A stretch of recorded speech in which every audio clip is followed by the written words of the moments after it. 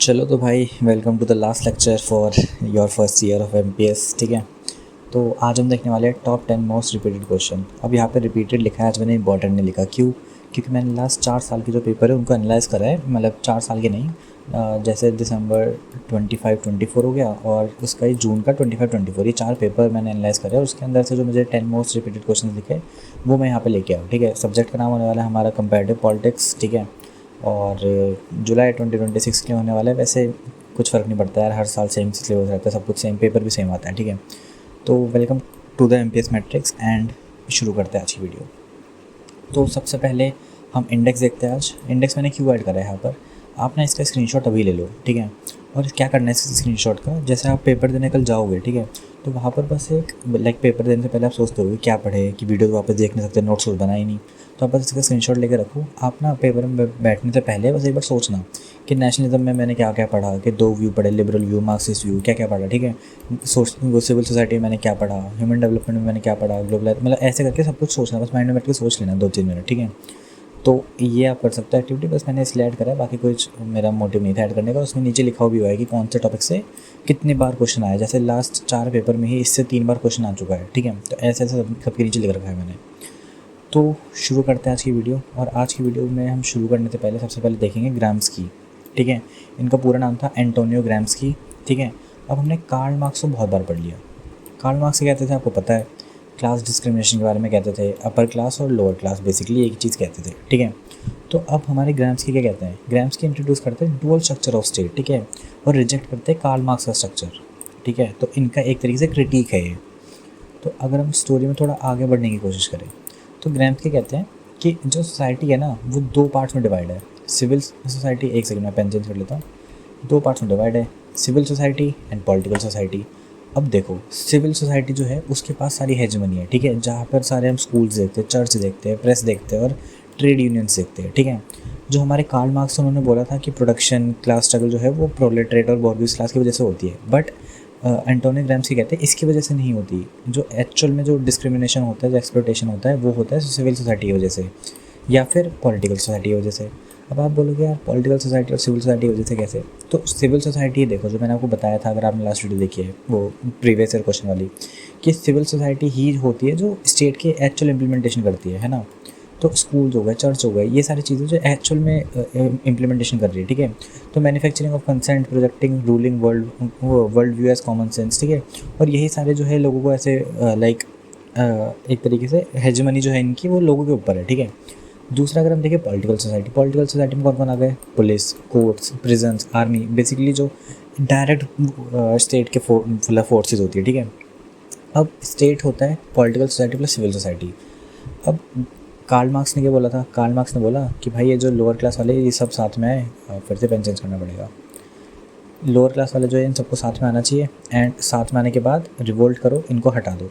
ठीक है, तो अब एंटोनियो ग्राम्स्की में तो उनका मतलब जो कार्ल मार्क्स का आइडिया था उनको रिजेक्ट करा है।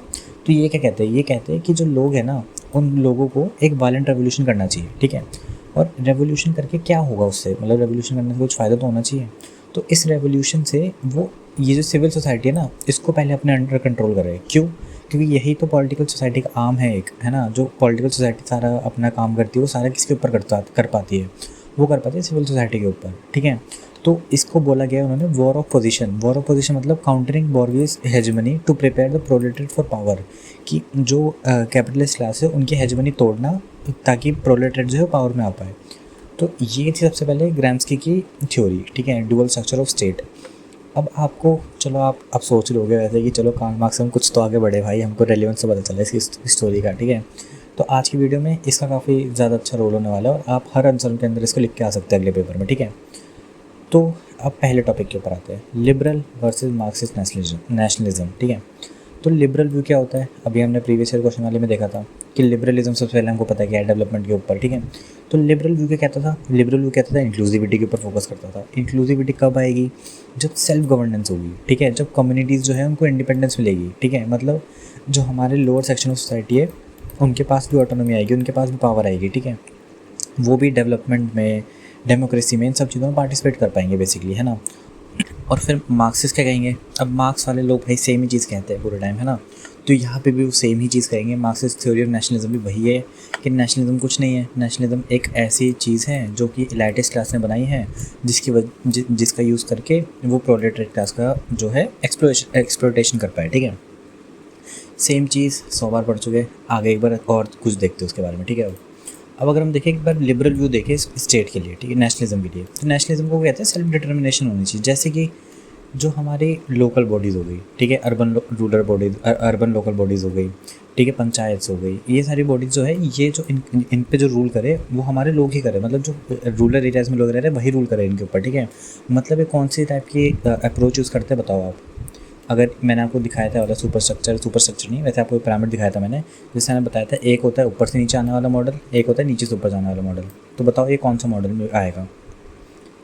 ठीक है, तो ये आएगा बॉटम अप अप्रोच में। ठीक है, कि यहाँ पर जो है हम नीचे वाले लोगों को ज़्यादा एम्पावर करें ताकि वो खुद के डिसीजन ज़्यादा ले पाए। ठीक है, अब ऐसे अगर मॉडल होगा, मान लो लिबरल कोई है, ठीक है, लिबरल व्यू ऑफ नेशनलिज्म है, ऐसे टाइप पे कैसा डेवलपमेंट होगा। आप बताओगे कि यार जो लोअर सेक्शन ऑफ सोसाइटी है उन पे ग्रोथ होगी, ठीक है, जो मार्जिनलाइज ग्रुप है उन पे ग्रोथ आएगी, और ऐसे करके आप काफ़ी सारे पॉइंट्स लेके आ जाओगे। ठीक है, अब मार्क्सिस्ट व्यू में क्या बताओगे, मार्क्सिस्ट व्यू में बताओगे कि बॉर्गेज जो क्लास है वो जो है टूल की तरह यूज़ करती है प्रोलेटरी क्लास को। तो अब ऐसे अगर सोसाइटी होगी तो क्या इसमें इंक्लूसिविटी आएगी? नहीं आएगी। इसमें क्या आएगा, इनकम इनइक्वालिटीज़ बढ़ेगी, सोशल इनइक्वालिटीज़ बढ़ेगी, है ना, और जेंडर इनइक्वालिटीज़ बढ़ेगी, ये सारी चीज़ें बढ़ेगी। जो लाइक लोअर सेक्शन थे वो लोअर सेक्शन में रहेंगे, कभी डेवलप नहीं कर पाएंगे। ये सारी चीज़ें जो है मार्क्सिस्ट व्यू में लिख के आएंगे। क्वेश्चन आता है सेम यही आएगा, liberal versus marxist view of nationalism, या फिर define different type of nationalism like theories of nationalism. Same चीज़ लिख के आ सकते हो। जैसे कि लिबरल पॉइंट ऑफ व्यू में हिस्टोरिकल मूवमेंट, जैसे India gaining freedom from British rule, तो क्या हुआ, एक तरीके से हमने एक कॉलोनी को एंड करके एक अपने लिए सेल्फ गवर्नेंस लेके आ गए, है ना। तो ये चीज़ हो गई लिबरल पॉइंट ऑफ व्यू से। और मार्क्सिस्ट क्या कहते हैं, कॉर्पोरेट कैंपेन, जो कॉर्पोरेट होते हैं अपने कैपिटलिस्ट क्लास होते हैं वो कैंपेन करती है ताकि वो ना use patriotic slogan to convince citizen to buy expensive domestic goods. ठीक है, कि वैसे यूज़ करेंगे कि लोग जो है बाहर के ऐसे चीप गुड्स नहीं यूज़ करें और अपने यूज़ करें, मतलब वही कि एक तरीके से जो हमारे इनकम इनइक्वालिटी उनको बढ़ाने की कोशिश करती है स्टेट जो है। तो ये दोनों नेशनलिज्म के व्यू थे। आई होप आपको समझ आ गए होंगे। अब आगे देखते हैं अगले टॉपिक पे। तो अगला टॉपिक आता है भाई civil society and the state. Civil society क्या होती है? अभी हम ऊपर पढ़ के आए, सिविल सोसाइटी मतलब हो गया स्कूल्स, ठीक है, जितने भी हम सारे NGOs देखते हैं, मतलब एक तरीके से जो नॉन गवर्नमेंट ऑर्गेनाइजेशन हो गई, नॉन गवर्नमेंट इंस्टीट्यूशन हो गए, वो सबको बोलते हैं हम एक तरीके से सिविल सोसाइटी, है ना। स्टेट क्या होती है? स्टेट होती है जो डायरेक्ट इम्प्लीमेंट करती है, जैसे कि पुलिस फोर्स हो गई, ठीक है, उसके अलावा जो रूल ऑफ लॉ इम्प्लीमेंट करती है, कोर्ट्स हो गए, ये सारी चीज़ें हो गई, ठीक है, ये सारी आती है स्टेट के अंदर। तो अब civil society represent the middle ground where citizen organise independently outside the official government control family circle, for example NGOs, clubs, groups, ये सारी चीज़ें, ठीक है। अब सिविल सोसाइटी का रोल क्या होगा? एक वॉच डॉग की तरह रोल होगा? आप कहोगे होगा। क्यों? वॉच डॉग का रोल क्या होता है कि एक तरीके से सोसाइटी के ऊपर नज़र रखना कि कुछ गलत तो नहीं हो रहा, है ना।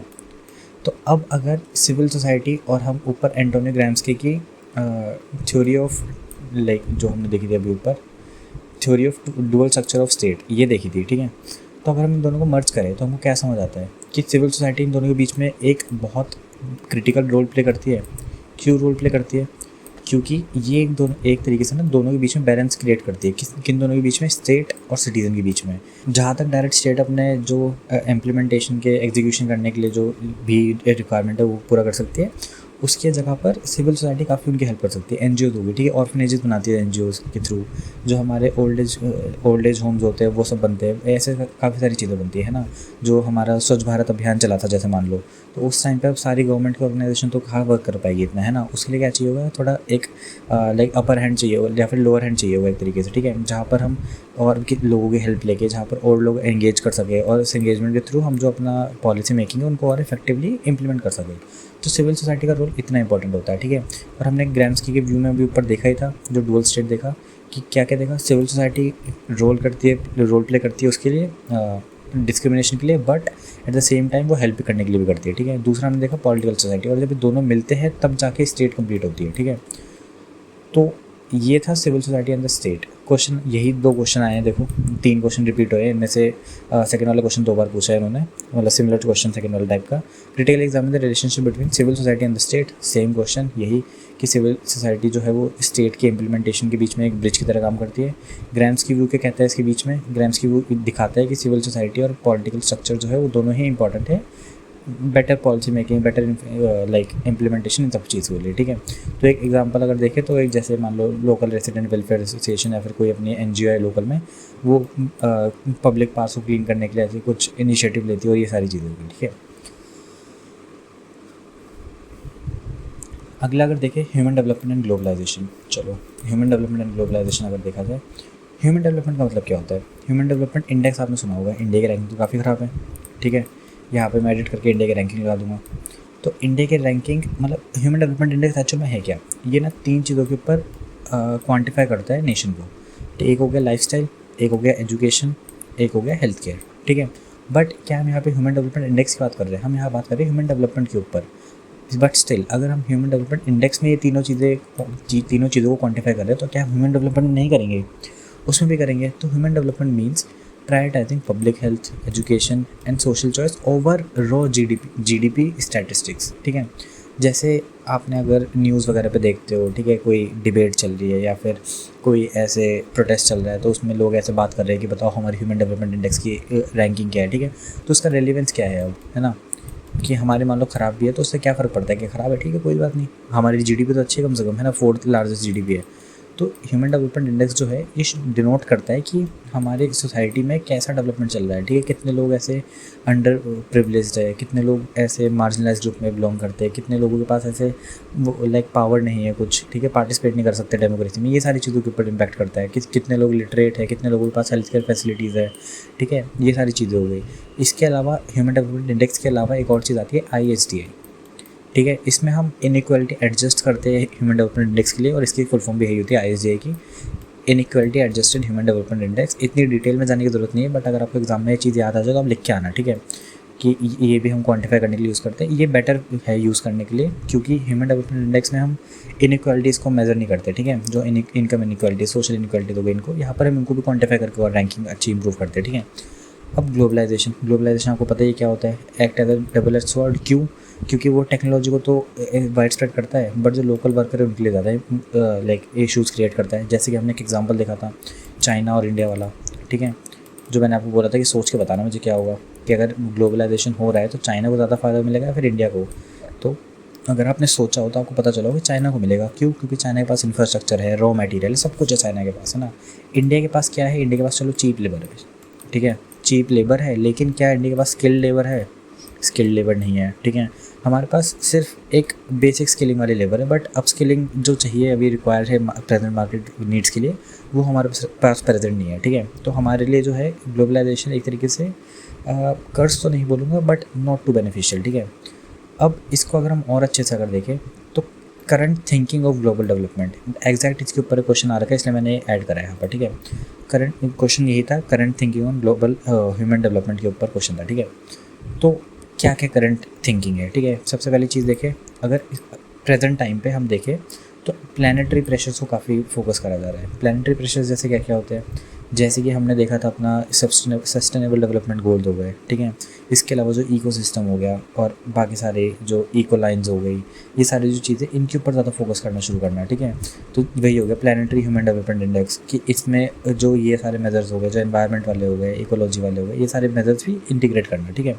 दूसरा हो गया digital and AI agency include करना, मतलब जैसे कि कितने लोग आपके कंट्री में जो है वो डिजिटल लिटरेट है, ठीक है, उनको कितने लोगों को पेमेंट करना आता है, कितने लोग ऐसे फ़ोन चला सकते हैं एक्चुअल में, ठीक है, कितने लोग ऐसे कॉल कर सकते हैं, ये सारी चीज़ें जो गई आगे डिजिटल एंड AI एजेंसीज़ में, कि कितने लोग AI यूज़ करना जानते हैं, ठीक है। AI यूज़ करना मतलब ये वाला AI नहीं जो हम यूज़ करते हैं कि hello Gemini what are you doing, ये सब कुछ नहीं, एक्चुअल में AI यूज़ करना, ठीक है, प्रोडक्टिविटी के लिए। अगला देखा जाए रेजिलियंस अगेंस्ट पोलराइजेशन, ठीक है। पोलराइजेशन का मतलब होता है जैसे कि इनइक्वालिटीज़ को शो करना, ठीक है, या फिर बाकी सारी चीज़ हो गई, इनकम इनइक्वालिटीज़, सोशल इनइक्वालिटीज़ और जेंडर इनइक्वालिटी, ये सारी इनइक्वालिटीज़ हो गई, इनको भी लाइक स्ट्रेंथन करने एक तरीके से, ठीक है, कि जो वो है स्टेट है वो इनके ऊपर फोकस कर रही है नहीं कर रही, जो हमारी ह्यूमन फ्लरिशिंग के ऊपर है, जो हमारे ह्यूमन राइट्स है उनको और बेटर करने की कोशिश कर रही है नहीं कर रही है ना, ये सारी चीज़ें। इक्विटेबल एंड जस्ट सोसाइटी, जो हमारा जस्टिस सिस्टम है वो अच्छा है नहीं है। तो मतलब पोलराइजेशन मतलब एक तरीके से जो हमने पहले पढ़ा था इनएनेबल वाला कॉन्सेप्ट, ठीक है, कि कोई भी इंसान ऐसे अपने आप को बाहर फील ना करे, तो वो वाला कॉन्सेप्ट आता है यहाँ पर। तो 3 हमको पता चल गए, एक हो गया एनवायरनमेंट, एक हो गया एक तरीके से डिजिटल एजेंसी, तीसरा हो गया पोलराइजेशन, ठीक है। तो दो क्वेश्चन थे इसके ऊपर, एक तो था ह्यूमन डेवलपमेंट वर्सेस ग्लोबलाइजेशन के ऊपर, दूसरा क्वेश्चन था current thinking on human development. अगला क्वेश्चन अगर हम इंपॉर्टेंट देखें, मेरे ख्याल से इसके ऊपर आप आराम से बना के लिख के आ सकते हो, ठीक है। International organisation, MNC and state sovereignty. आपको पता है भाई इंटरनेशनल ऑर्गेनाइजेशंस और MNC कैसे काम करती है और कैसे स्टेट के लिए इतनी इंपॉर्टेंट हो जाती है। जैसे मान लो मैंने आपको बताया था कि इंडिया है, इंडिया मानते क्या, चलो बता ही देता हूँ। इंडिया है, जैसे मान लो हम जो सारी गैस थी अपनी गल्फ़ कंट्रीज़ से मंगाते थे, ठीक है, जो हमारी LPG गैस थी और ये सारी गैस थी। तो अभी आपने देखा होगा मार्च में क्या हुआ, मार्च में क्राइसिस आया। क्यों आया? क्योंकि ये वाली जो गैस की हमारी जहाँ से सप्लाई होती थी स्ट्रेट ऑफ हॉर्मुज़ पे, तो स्ट्रेट ऑफ हॉर्मुज़ पे ईरान USA वॉर की वजह से वहाँ पे उन्होंने ब्लॉक कर दिया। तो हमारी क्या हुई, हमारी एक तरीके से पूरी नेशनल सॉवरेनिटी के ऊपर खतरा आ गया, है ना, नेशनल सिक्योरिटी के ऊपर खतरा आ गया कि हमारे पास अगर गैस ही ख़त्म हो जाएगी तो हमारे जो लोग हैं वो तो भूखे मर जाएंगे, है ना। क्योंकि जो हमारे इंडक्शंस है ये सारे के प्राइस, ये सब के प्राइस बढ़ गए, सबके लिए अफोर्डेबल नहीं रहे। तो ये सारे रोल होता है MNCs का, इंटरनेशनल ऑर्गेनाइजेशन का, ठीक है। जैसे अगर मान लो एक बहुत बड़ा कोई ग्रुप है, कोई मान लो बाहर का, ठीक है।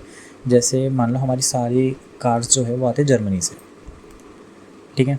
अब जर्मनी से सारी कार्स आती है और मान लो कल को ये जो MNC है जर्मनी की, ये बंद हो गई, ठीक है। अब इंडिया में तो कार बननी बंद हो जाएगी या फिर इंडिया को बाहर से इंपोर्ट करनी पड़ेगी। अब इंपोर्ट करेंगे तो प्राइस ज़्यादा होंगे, तो इससे क्या फ़र्क पड़ेगा, इससे ओवरलोड बढ़ेगा किस पे, पब्लिक ट्रांसपोर्ट पे।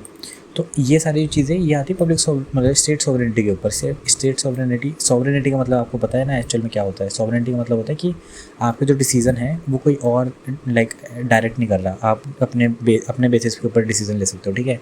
लेकिन एक मीनिंग ये भी होता है सॉवरेनिटी का मतलब, फिर सिक्योरिटी का मतलब कि आपके पास जो डिसीज़न मेकिंग पावर है यहाँ पर, ठीक है। अब सेम सिनेरियो अगर ले तो जर्मनी के पास आ गया ना एक तरीके से पावर, तो कि वो आपकी सारी कार्स जो है उनको सबको एक तरीके से कभी भी डिसरप्ट कर सकते हो उस इकोनॉमी को, ठीक है। तो ये भी हो गया स्टेट सॉवरेनिटी के ऊपर खतरा। तो ऐसे ही इंटरनेशनल ऑर्गेनाइजेशन जैसे हो गई, कैसे हो गई, जिसमें मैंने आपको बताया था सॉफ्ट पावर कैसे यूज़ कर सकते हैं इंटरनेशनल ऑर्गेनाइजेशन, ठीक है। MNC कैसे इकोनॉमिकल टर्म्स में इतना इम्पैक्ट कर सकते हैं, क्योंकि सारे इन्वेस्टमेंट आता है MNCs के थ्रू आता है, हमारे इतने सारे लोग एम्प्लॉयड हैं MNCs में, है ना। और इसके अलावा इकोनॉमी में इतना सिग्निफिकेंट रोल प्ले करता है हमारे इंफ्रास्ट्रक्चर डेवलपमेंट में और रॉ मटेरियल जनरेशन में, ठीक है, एक्सट्रैक्शन में और काफ़ी सारी चीज़ों में, ठीक है। तो प्रोडक्शन में और ये जितनी भी सारी चीज़ें हैं बेसिकली देखो, अगर हम यहाँ से इन्वेस्टमेंट अंदर आ भी रहा है, ठीक है, तो हमारा एक्सपोर्ट भी बढ़ रहा है, जिसकी वजह से हमारा बैलेंस ऑफ पेमेंट जो है वो हमारी जो करेंसी है वो स्ट्रेंथन होगी उसकी वजह से, ठीक है। तो अगर हम देखें traditional state sovereignty is supreme right of government to run internal affair, जो कि मैंने आपको समझा दिया नीचे। But powerful international organisation and MNC can bypass a force condition on to weaker state, ठीक है, जो मैंने समझा दिया आपको। अब इस डेफिनेशन के ऊपर जाने की ज़रूरत नहीं है, ठीक है। एक एग्जांपल देखिए, अगर जैसे मान लो developing nation rewriting the environmental laws और reducing corporate tax to prevent a massive tech multinational from shifting its manufacturing hub to a neighbour rival nation, ठीक है। अब इसमें क्या बोला मैंने कि कोई एक एनवायरमेंटल लॉ इंडिया में था, ठीक है, और कोई इसकी वजह से कोई MNC जो है वो बंद होने वाली थी, ठीक है। तो अब ये MNC बंद ना हो इसलिए इंडिया ने अपना इंटरनेशनल ये जो लॉ बनाया था, इंटरनेशनल कह रहा हूँ, एनवायरमेंटल लॉ जो बनाया था, इसको ही वापस ले लिया, ठीक है, ताकि ये जो कंपनी है ये किसी और राइवल नेशन बने, पाकिस्तान में चल जाए बेसिकली, ठीक है। तो इसकी वजह से मतलब एक एग्जांपल ये भी ले सकते हो। तो आई होप यार ये तो क्लियर हो गया होगा। इसके ऊपर तो और भी बहुत कुछ लिख के आ सकते हो, 500 के इसके ऊपर 700 वर्ड्स के आसपास आप आराम से लिख के आ सकते हो, है ना। अगला देखें मल्टीकल्चरलिज्म एंड इंटीग्रेशन। चलो भाई, मल्टीकल्चरलिज्म हमने पढ़ चुके हैं पहले भी। मल्टीकल्चरलिज्म मैंने क्या बताया था, जब गवर्नमेंट आपके कल्चर्स को आइडेंटिफाई करना शुरू कर दे या फिर रिकॉग्नाइज करना शुरू कर दे, उसको बोलते हैं मल्टीकल्चरलिज्म, ठीक है। ये जो आइडियोलॉजी है यही कहती है। अच्छा, ISM जब आता है ना किसी भी उसके लास्ट में, तो आइडियोलॉजी होती है, ठीक है, जैसे कि लिबरलिज्म, सोशलिज्म, ये सारी आइडियोलॉजीज होती है, ठीक है। तो अब गवर्नमेंट जो है अगर आपके आइडेंटिफाई या फिर रिकॉग्नाइज करने लग जाए आपके जो कल्चर है, उन सब चीज़ों को, रिलीजन है, ठीक है, ये सारी चीज़ों को, तो उसको बोलते हैं मल्टीकल्चरलिज्म। अब अगर देखें मल्टीकल्चरलिज्म वैल्यूज़ को existence instead of demanding minority population drop their original language और faith, the state protects minority identities, ठीक है। क्या कह रहे हैं यहाँ पर, जैसे मान लो आप आए हो दिल्ली में, ठीक है। अब दिल्ली मेट्रो में आए हो आप।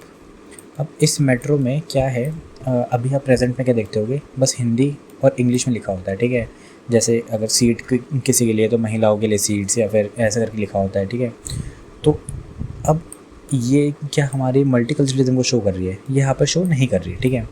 रैदर अगर यहाँ पर इसकी जगह पर ऐसा होता कि बंगाली में भी लिखा होता, ठीक है, या फिर मान लो एक आध लैंग्वेज और लिखी होती, बंगाली लिखी होती, महाराष्ट्रन लिखी होती, जो मराठी लिखी होती, ठीक है, या गुजराती लिखी होती, एक आध लैंग्वेज अगर और लिखी होती तो मतलब हो जाता है कि हम बाकी उनको भी रिकॉग्नाइज़ कर रहे हैं, ठीक है, और हम एक तरीके से इंक्लूसिविटी बढ़ा रहे हैं। जैसे यहाँ पे मैंने लिखा भी है, metropolitan communities with signage printed in multiple native languages and official legal support allowing public workers to wear cultural headwear, ठीक है।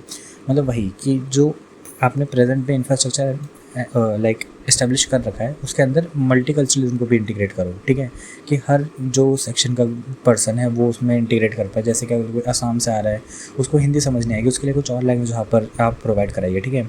या फिर अगर कोई पुलिस को कॉल करता है तो पुलिस के पास हर टाइप के लैंग्वेजेस के असिस्टेंट्स जो है वो अवेलेबल होना चाहिए। या फिर हॉस्पिटल जाते हो, हॉस्पिटल में होना चाहिए, ठीक है। जो हमारा रेलवेज़ हो गए, रेलवेज़ में जो रेलवे मिनिस्टर होते हैं उनको कम से कम हर रीजनल लैंग्वेज की बेसिक्स एक्चुअली लाइक पता होना चाहिए, या फिर कुछ ऐसे इंस्ट्रूमेंट्स होने चाहिए जिनके थ्रू वो कम्युनिकेट कर पाए, ठीक है। तो उसको बोलते हैं मल्टीकल्चरलिज्म। अब मल्टीकल्चरलिज्म और एसिमिलेशन, ठीक है, अब दो टाइप के हमने देखे थे। तो मल्टीकल्चरलिज्म क्या होता है? मल्टीकल्चरलिज्म मैंने आपको बताया है, जिसमें हम सबकी डाइवर्सिटी को वैल्यू कर रहे हैं, ठीक है। जैसे कि स्टेट प्रोटेक्ट करती है आइडेंटिटीज़ को और original faith and language value कर रहे हैं, ठीक है। और एसिमिलेशन क्या होता है? जहाँ पर हम एक ही टाइप के लोग देखते हैं, ठीक है। जैसे कि नॉर्थ कोरिया, वहाँ पर आपको ऐसा कुछ नहीं है ना, मतलब अगर आपने कभी जानने की कोशिश करी हो तो नॉर्थ कोरिया क्लोज्ड इकोनॉमी एक तरीके से, है ना।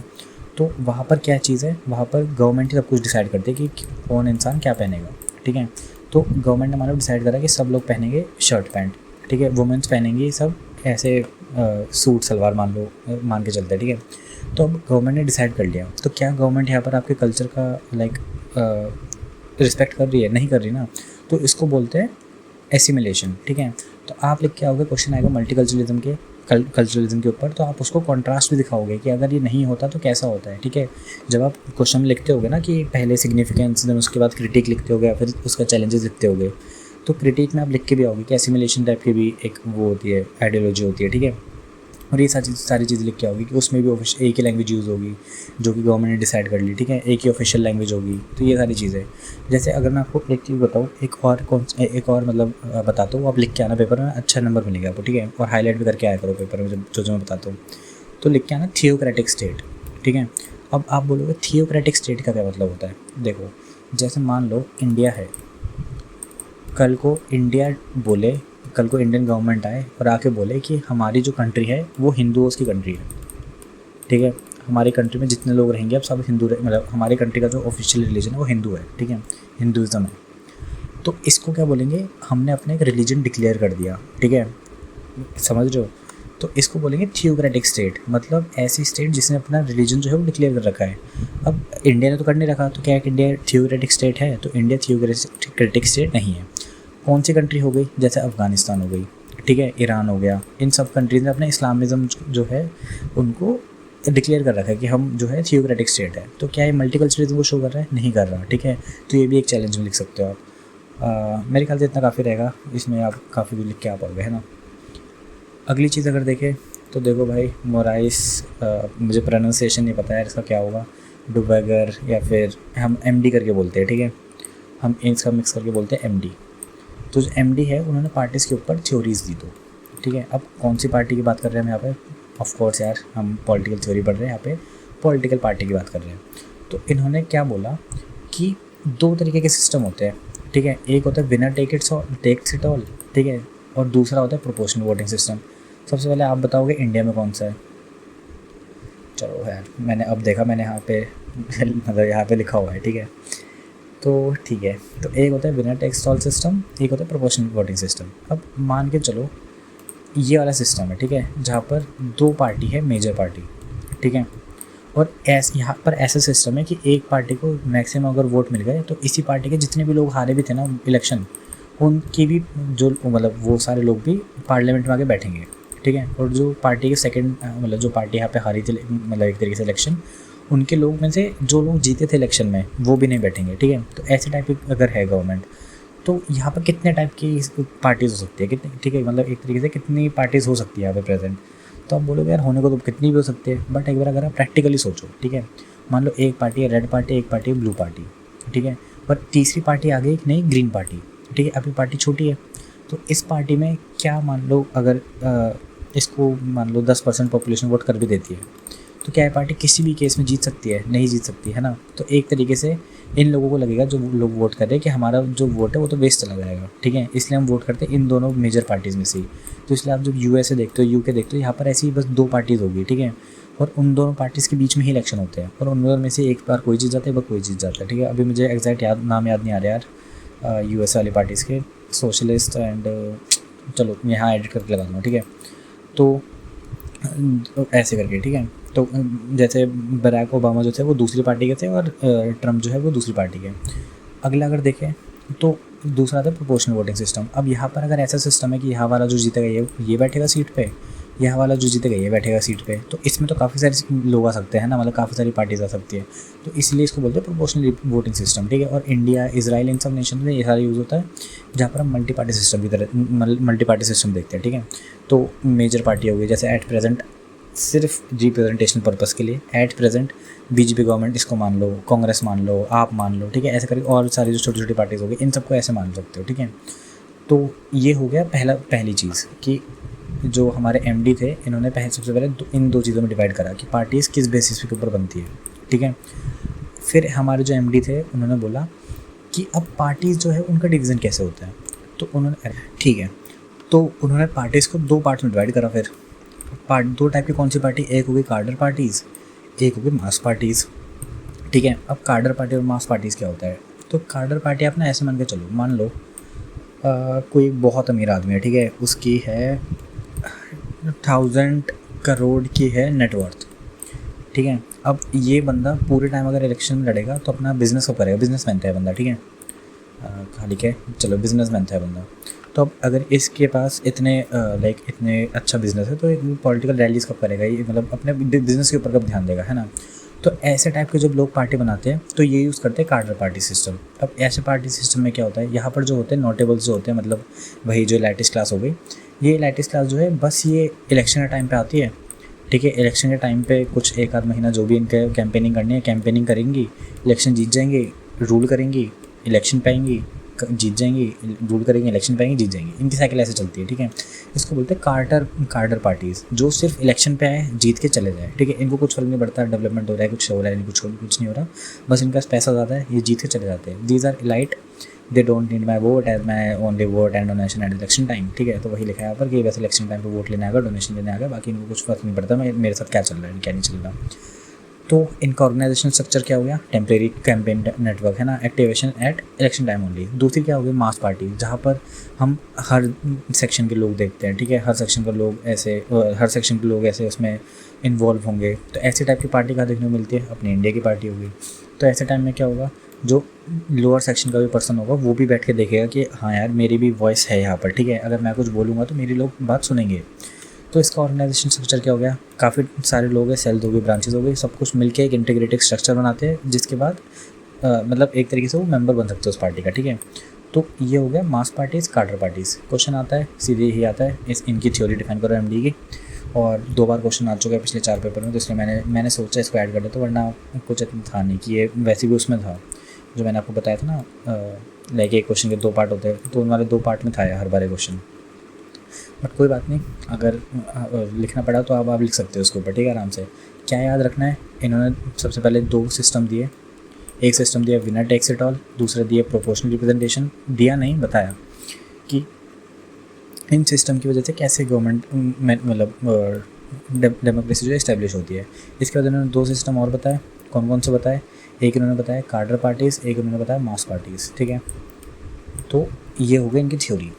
आगे देखिए, अगर फेमिनिस्ट पर्सपेक्टिव ऑन डेवलपमेंट, चलो सबसे पहले ना क्वेश्चन अगर फेमिनिज्म के ऊपर आ जाए किसी पेपर में, ठीक है, चाहे आप अगले साल के पेपर दे रहे हो या आगे आने वाला कोई भी पेपर देने वाले हो, सबसे पहले लिख के आना इंट्रोडक्शन में, when I look at state it appears male to me, ठीक है। दिया मतलब ये एक कोट बोला, किसने कोटेशन दी, किसने, कैथरीन मैकोनिन ने, ठीक है। तो इसका मतलब क्या है, ठीक है, ये शो करता है पैट्रियार्कियल सोसाइटी ऑफ इंडिया, ठीक है। जैसे कि अब जैसे स्टेट है, मैंने आपको अगर समझाया था शायद से, हाँ बताया था मैंने, कि जब हम स्टेट को देखते हैं तो स्टेट कहती है, एक व्यू देखा था हमने क्लासिकल लिबरलिज्म का, जिसमें कहती थी मिनिमम स्टेट रिप्रेजेंटेशन होनी चाहिए, है ना। अब अगर मिनिमम स्टेट रिप्रेजेंटेशन होगी, ठीक है, कि बस नेचुरल राइट्स को बचाने के लिए आ रही है, तो मान लो एक वुमेन है, वो कुछ डिस्क्रिमिनेशन फेस कर रही है, ठीक है, तो क्या इस डिस्क्रिमिनेशन को बचाने के लिए भी स्टेट आएगी? तो स्टेट नहीं आएगी। क्यों? क्योंकि यहाँ पे ह्यूमन राइट्स के या फिर उसके नेचुरल राइट्स के ऊपर कुछ खतरा नहीं आया, ठीक है। तो ये चीज़ डिनोट करती है patriarchal society of India, India कह रहा हूँ, पैट्रियार्कल सोसाइटी ऑफ वर्ल्ड, ठीक है। तो फेमिनिस्ट आर्ग्यू करते हैं कि जो हमारा अनपेड डोमेस्टिक वर्क है, इनके लिए हमको पे मिलना चाहिए, ठीक है। जो हमारी लाइक चाइल्ड रेयरिंग है, इनके लिए हमको लाइक उसके लिए इक्विटेबल जो हमारा शेयर है उस वो हमको मिलना चाहिए, ठीक है। डीप जेंडर डिवाइड जो है उनको कम करना चाहिए, और एजर्ट जो ओनरशिप एजर्ट होनी चाहिए, जो हमारा जैसे हमारी पेट्रियार्कल सोसाइटी में देखा जाता है कि जो लैंड होगी वो आगे मेल पे ट्रांसफ़र होगी, ठीक है, फिर उनके मेल पे ट्रांसफ़र होगी, तो इस तरीके से ट्रांसफ़र होती है। तो इसमें भी चेंज आनी चाहिए, है ना। तो बाकी हम देखते हैं काफ़ी सारे चेंज आते हैं, बट स्टिल अगर आप अगर आप दिल्ली जैसे एरियाज़ में रहते हो तो मुझे नहीं लगता कि आपने इतनी ज़्यादा जेंडर इनइक्वालिटी देखी होगी, मैं मना नहीं कर रहा, बट अगर आप रूरल एरियाज़ में जाकर देखेंगे वहाँ पर मतलब एक्सट्रीम लेवल पर होती है ना। और बाकी जो शेड्यूल ट्राइब्स हो गए, शेड्यूल कास्ट हो गए, इन एरियाज़ में देखें अगर, तो यहाँ पर भी काफ़ी एक्सट्रीम लेवल के ऊपर होती है जो ये डिस्क्रिमिनेशन होते हैं। तो इसलिए इंडिया के पर्सपेक्टिव में कभी ये मत लिख के आना भाई कि इंडिया में पैट्रियार्कल सोसाइटी नहीं है, या फिर हो सकता है आपके घर में ना हो, ठीक है, क्योंकि हमारे घर काफ़ी अब लाइक न्यूक्लियर फैमिली में आ चुके हैं, एंड उसके ऊपर चलो अलग डिबेट है, बट वर्ल्ड में अभी भी काफ़ी है, ठीक है। तो अगर हम आगे देखें कि जैसे अगर हम आगे देखें तो फैक्ट्री प्रोजेक्ट जो है उसने काफ़ी जीडीपी ग्रोथ तो बढ़ा दी, लेकिन जो वहाँ की वुमेंस थी अब उनको 3 माइल दूर जाना पड़ता है पानी भर के आने के लिए, ठीक है। तो ये भी एक तरीके से डिस्क्रिमिनेशन हो गया। अब अगर इसको और देखें, feminist development critic exposing the unseen labour strike, जो मैंने आपको बताया कि जीडीपी ग्रोथ होती है, ठीक है, बट हमारी जेंडर इनइक्वालिटी इंडेक्स क्या है, ठीक है, उसकी मैं रैंकिंग यहाँ डाल दूँगा। उसके बाद हमारी जो ये सारे इशूज़ हो गए, unpaid domestic work, child rearing, deep gender divide, safety, asset ownership, ये सारे जो इशूज़ हैं इनको कौन सॉल्व करेगा, है ना। तो यही होता है फेमिनिस्ट क्रिटिक, ठीक है। आई होप आपको समझ आ गया होगा यार। जो भी आप अपने आसपास देखते हो, जो आपने सुने हैं न्यूज़ पे, सोशल मीडिया पे देखते हो, सब कुछ आप लिख के आ सकते हो आराम से, फेमिनिस्ट पर्सपेक्टिव और डेवलपमेंट की कैसे डेवलपमेंट हो रहा है, लेकिन फेमिनिस्ट के लिए इतना नहीं हो रहा। जो हमने 2 चीज़ें देखी थी, women in development and gender in development, वो भी आप यहाँ लिख के आ सकते हो, ठीक है। नेक्स्ट टॉपिक के ऊपर आए, western versus socialist right, human rights, या फिर हम बोले ह्यूमन राइट्स। आपको पता है ह्यूमन राइट्स होते हैं नेचुरल राइट्स। नेचुरल राइट्स क्या होते हैं? जो हमारे पास बर्थ से होते हैं, ठीक है। बट क्या ह्यूमन राइट्स में सिर्फ नेचुरल राइट्स आते हैं? नहीं, हमारे पास फंडामेंटल राइट्स हो गए, कॉन्स्टिट्यूशन राइट्स हो गए, लीगल राइट्स हो गए, सारे राइट्स होते हैं, सब आते हैं हमारे ह्यूमन राइट्स के अंदर।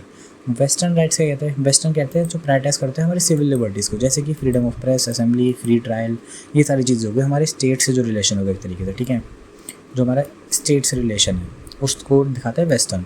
सोशलिस्ट क्या होता है? जो हमारे हो गए free housing, health care, employment, जो हमारे अफर्मेटिव एक्शन वाले लाइक साइड हो गई, ठीक है, कि हमारे लिए अफर्मेटिव एक्शन लेना, जिसके पास इनकम इनइक्वालिटी उसको इनकम इक्वालिटी की तरफ पुश करना, ठीक है, ये सारी चीज़ हो गई। तो इसके ऊपर अगेन यार काफ़ी हम पढ़ चुके थे, इसलिए मैंने इसमें और कुछ ऐड करा नहीं, कि बेसिक सी चीज़ें, बस आपको ये दोनों चीज़ों का मतलब पता होना चाहिए। और ह्यूमन राइट्स हम बहुत डिटेल में पढ़ चुके पहले, तो इसके ऊपर आप लिख के आ सकते हो, है ना। थ्योरीज ऑफ स्टेट, ठीक है भाई, थ्योरी ऑफ स्टेट्स में देखो क्वेश्चन था जो मैंने यहाँ ऐड कर रखा है, हाँ ठीक है। तो क्वेश्चन था कि Marxist versus Gandhian perspective, like Gandhian theory of state, ठीक है। तो अगर आपको पता हो, मैंने यहाँ पे नीचे ऐड कर दिया, देखो, ठीक है। मार्क्सिस्ट पर्सपेक्टिव का कहता है, आपको पता है, बॉर्गिस क्लास होगी, कैपिटलिस्ट क्लास, इकोनॉमिक डोमिनेंस होगा इनका, तो जो प्रोलेटरीट क्लास होगी वो डिक्टेटरशिप जो है लाइक टेम्परेरी डिक्टेटरशिप आ जाएगी प्रोलेटरी, बट उसके बाद रेवोल्यूशन जब लेके आ जाएंगे वो, उसके बाद एक क्लासलेस और स्टेटलेस सोसाइटी बन जाएगी, ठीक है। गांधीयन पर्सपेक्टिव क्या कहता है? गांधी जी कहते हैं सोललेस मशीन है स्टेट। सोललेस मशीन मतलब कि सोल होता है, मतलब क्या बोल लो, सोल जान बोल लो, ठीक है, कि सोललेस मशीन, एक स्टेट जो है वो सोललेस मशीन है, ठीक है। तो अब ये जो स्टेट है इसमें अगर आपको लाइक एक तरीके से डेमोक्रेसी लेके आनी है, या फिर सेल्फ रूल लेके आना है, या फिर स्वराज, या फिर आप बोलो सर्वोदय लेके आना है, ठीक है। तो इस सिचुएशन में आपको क्या चाहिए, ठीक है, इस सिचुएशन में आपको चाहिए कि एक लाइक जो लोअर सेक्शन ऑफ सोसाइटी है उनके पास सारी पावर है, ठीक है। तो ये बोलते हैं ग्राम स्वराज की पावर बोलते हैं, ग्राम स्वराज, ठीक है। ग्राम स्वराज मतलब क्या होता है? Like rural self government. और स्वराज का मतलब क्या होता है, सेल्फ गवर्नेंस, ठीक है। और अगला बोलते हैं अहिंसा के ऊपर चलो, और जो सर्वोदय है उसको फॉलो करो, ये सारी चीज़ों के ऊपर, ठीक है, कि एग्रेरियन इकोनॉमी के ऊपर ज़्यादा फोकस करना चाहिए। और राम राज्य इनका होता है फाइनल जो डेस्टिनेशन है, जैसे इनकी स्टेटलेस सोसाइटी है, इनकी भी स्टेटलेस सोसाइटी है, ठीक है, बट इनको बोलते हैं राम राज्य। अब राम राज्य not in context of Hinduism, ठीक है, राम राज्य यहाँ पे डिनोट करता है कि राम का राज्य इन द सेंस कि लाइक ऐसी जगह जहाँ पर सब जो है खुश खुश रह रहे हो, ठीक है, बस ये उसके टर्म्स में था।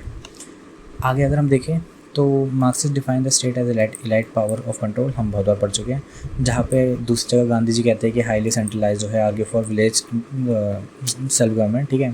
Post colonial thinker highlight how new country simply inherit massive, जैसे मतलब क्या है, जैसे मान लो इंडिया इंडिपेंडेंट हुआ, बट इंडिया ने जो अपना पार्लियामेंट का सिस्टम रखा वो सारे यूके के बेसिस पे ही रखा तब भी, ठीक है, ब्रिटिशर्स के बेसिस पे रखा। तो यही आप चीज़ लिखी होगी, पोस्ट कॉलोनियल थिंकर्स जो है वो बताते हैं कि भले ही वो इंडिपेंडेंट जो हो जाए नेशंस, बट वो जो पहले हमारे पास मैसिव जो इंफ्रास्ट्रक्चर था, या फिर जो हमारे लिए थी भी नहीं चीज़ें, बट हमारे पास कुछ ऑप्शन नहीं बचता उनको लाइक अपनाने के बिना, ठीक है। लास्ट चीज़ अगर हम देखें पर्सपेक्टिव ऑन ग्लोबलाइजेशन, भाई ग्लोबलाइजेशन की पर्सपेक्टिव है, 3 पर्सपेक्टिव आते हैं, ठीक है, तीनों पर्सपेक्टिव देखते हैं। हाइपर ग्लोबलिस्ट पर्सपेक्टिव क्या कहता है, हाइपर ग्लोबलिस्ट पर्सपेक्टिव कहता है बॉर्डर जो है वो डिजॉल्व हो रहे बहुत जल्दी जल्दी, ठीक है, कुछ नहीं कहता, बस कहता है कि जो हमारे बॉर्डर है, जैसे कि हमारे जो MNC हो गए, TNC एक्टर्स हो गए, ठीक है, इनकी वजह से जो ग्लोबलाइजेशन है वो ज़्यादा बूस्ट हो रहा है ना। जो हम ग्लोबलाइजेशन में एक्चुअल में पढ़ते हैं, जैसे कि अगर आईफोन एक चाइना में बन रहा है, ठीक है, तो उसके कंपोनेंट्स जो है वो अलग अलग 10 कंट्रीज़ के अंदर से आ रहे हैं। तो एक तरीके से वर्ल्ड जो है वो एक बॉर्डरलेस सोसाइटी बन चुका है, ठीक है, कि वर्ल्ड में कोई बॉर्डर नहीं है, बट एक्चुअल में बॉर्डर है, बट एक बस एक अप्रोच है, ठीक है, जो लोग बोलते हैं। दूसरा देखिए अगर हम स्पेक्टिकल अप्रोच, ठीक है, स्केप्टिकल अप्रोच क्या कहती है, ये अप्रोच कहती है कि ग्लोबलाइजेशन जो है वो एग्जैगरेटेड है एंड रिमेन स्टेट जो है वो डोमिनेंट अभी भी है, ठीक है। जैसे कि अगर हम देखें रीजनल ट्रेडिंग ब्लॉक, जैसे कि यूरोपियन ट्रेड हो गया, ठीक है, एशियन कंट्रीज़ हो गई, ये सारी जो कंट्रीज़ है ये अब भी अपने आप को लाइक इतना ओपन नहीं करती, वो फ्री ट्रेड एग्रीमेंट्स के ऊपर ज़्यादा बिलीव करती है, ठीक है। जो रीजनल ट्रेड है उनके ऊपर ज़्यादा बिलीव करती है, और वही सब रीजनल ट्रेड हो गए, नेशन स्टेट जो है उनके बीच में अलग अलग अभी भी जो अपना रिलेशन उनको मेंटेन करती है, और ऐसी सारी चीज़ें, ठीक है। तो वही चीज़ जैसे हमने हाइपर ग्लोबलिस्ट में देखा बॉर्डरलेस स्टेट है, यहाँ पे हमने देखा बॉर्डरलेस नहीं है बट एक रीजनल है, रीजनलिज्म है, ठीक है। अगला अगर हम देखें ट्रांसफॉर्मेशनिस्ट अप्रोच, इसमें क्या कहते हैं, अब इसमें कहते हैं argue that state I am dying but are transforming to handle new complex global system. अब ये क्या कहते हैं, ये चेंज को प्रमोट करते हैं, ठीक है। ये कहते हैं कि ग्लोबलाइजेशन गुड है इकोनॉमिकली, बट ये अब हमारा जो हमने जो उसका लाइक क्रिटिक देखा था कि किसी कंट्री के लिए अच्छा है, किसी कंट्री के लिए बुरा है, ठीक है। तो ये चीज़ उसको डिनोट करती है कि स्टेट जो है are and dying but transforming to handle new thing. जैसे इंडिया है, अभी इंडिया को ग्लोबलाइजेशन की वजह से ऐसे बिल्कुल है तो नहीं कि इकोनॉमी ठप पड़ गई, ठीक है, बट हमारे पास चैलेंजेस आए बहुत सारे, है ना, और हम अब अभी उन चैलेंजेस को ही फेस करने की कोशिश कर रहे हैं। जो हम अपस्किलिंग करते हैं, जो हम डिजिटल लिटरेसी अपनी बढ़ा रहे हैं, जो हम AI चलाना सीख रहे हैं, ये सब किस लिए सीख रहे हैं कि हम ग्लोबलाइजेशन को एक तरीके से टैकल कर पाए, ठीक है। जो हमारे फार्मर्स हो गए वो उसमें AI इंटीग्रेट कर रहे हैं और पेस्टिसाइड्स यूज़ कर रहे हैं, ये सारी चीज़ें क्या डिनोट करती है, एक तरीके से ये डिनोट करती है कि ग्लोबलाइजेशन के चैलेंजेस को हम लाइक रिस्पॉन्ड कर रहे हैं, ठीक है। 10 क्वेश्चन थे, एक बार एक 2 मिनट में जल्दी से कंप्लीट करने की कोशिश करते हैं।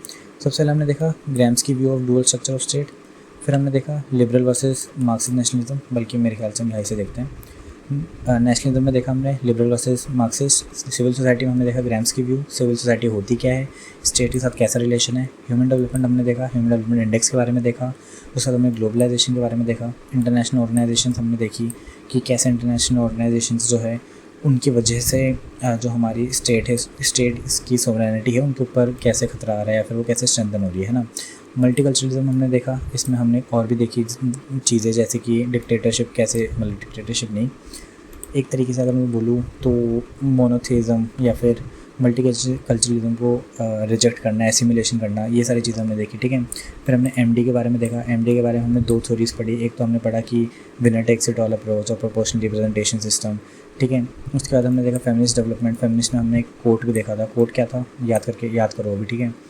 उसके बाद हमने ह्यूमन राइट पर्सपेक्टिव देखा, ह्यूमन राइट पर्सपेक्टिव क्या था, ह्यूमन राइट पर्सपेक्टिव कह रहा था कि जो हमारे नेचुरल राइट्स हो गए, लीगल राइट्स हो गए और ये सारे राइट्स हो गए, ये सारे ह्यूमन डेवलपमेंट के पार्ट्स हैं, ठीक है। और इसके बाद हमने इसमें और भी सारी चीज़ें देखी थी, जैसे कि अप्रोचेस देखी थी हमने इसके अंदर, है ना। एक बार अगर देखी नीचे जाके, क्योंकि मुझे खुद याद नहीं आ रहा अभी ठीक है, तो हमने इसमें वेस्टर्न अप्रोच और सोशलिस्ट अप्रोच देखी थी, ठीक है। नेक्स्ट हमने देखा थ्योरीज ऑफ स्टेट, जिसमें हमने मार्क्सिस्ट और गांधीयन थ्योरी देखी। लास्ट हमने देखा अप्रोचेस फॉर ग्लोबलाइजेशन, जिसमें हमने 3 टाइप की देखी, spectacled, transformative and hyper globalist, शायद से ये नाम था, ठीक है। तो हमने ये सारी चीज़ें देखी। तो यही था यार इस वीडियो में। आई होप आपको पसंद आई हो, एंड थैंक यू भाई। देखो सही में मेरे लिए फ़र्स्ट टाइम था ऐसे पढ़ाना कहीं पर, ठीक है। एंड मुझे लगभग 14 डेज़ आज हो जाएंगे यहाँ पे डेली वीडियो पोस्ट करते हैं। मुझे 48 सब्सक्राइबर्स मिल गए। मुझे उम्मीद नहीं थी कि मुझे इतने सब्सक्राइबर मिल सकते हैं। सही में आई एम वेरी हैप्पी, ठीक है। सब्सक्राइब वगैरह देखना है, अभी पसंद आया तभी करना, बाकी कोई ज़रूरत नहीं है। चलो तो भाई गला भी सूख गया देखो बोलते बोलते, ठीक है।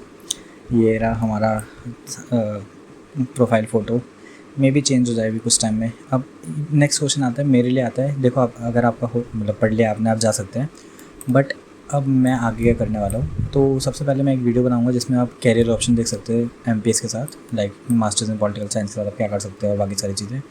इसके अलावा जो बाकी हो गई इग्नू की चीज़ें, ठीक है, वो सारी चीज़ें देखते हैं। बाकी और भी कुछ पढ़ाने का सोच रहा हूँ मैं, अभी आगे वीडियोज़ में बताता हूँ। और अगले सेकेंड सेमेस्टर में आप क्या कर सकते, सेमेस्टर नहीं मतलब सेकेंड ईयर में आप क्या कर सकते हैं, वो सारी चीज़ें देखते हैं। और देखते हैं यार थोड़ा री रजिस्ट्रेशन वगैरह के ऊपर भी, फर्स्ट ईयर में अगर कोई है तो उसके रजिस्ट्रेशन के ऊपर देखते हैं। एंड वो सारी चीज़ें मुझसे होती नहीं यार, जो लोग करते हैं ऐसे क्लिकबेट वाली चीज़ें नहीं करते कि एडमिट कार्ड आउट, फिर उस वीडियो में खोल के बता देंगे कि अभी आउट नहीं हुआ लेकिन हो जाएगा, बताऊंगा मैं आपको। तो ये सारी चीज़ें मुझसे होती नहीं है, इस पर व्यूज़ काफ़ी आते हैं। चलो देखते हैं आगे क्या करते हैं। तो आई होप यार आपको पसंद आया होगा। अगर आपने सारे सब्जेक्ट पढ़े हैं तो आई होप आपके काफ़ी सारे क्वेश्चन हिट होंगे, क्योंकि मैं पेपर सारे देखता था कि क्या कितने हिट हुए। सबसे पहले पेपर खोल के यही देखता था मैं कि कितने क्वेश्चन हिट हो रहे हैं मतलब जितना मैंने पढ़ाया है, ठीक है। तो थैंक यू भाई अगेन फॉर 58 सब्सक्राइबर्स यार, it's a huge number for me, and all the best for your exams. Thank you.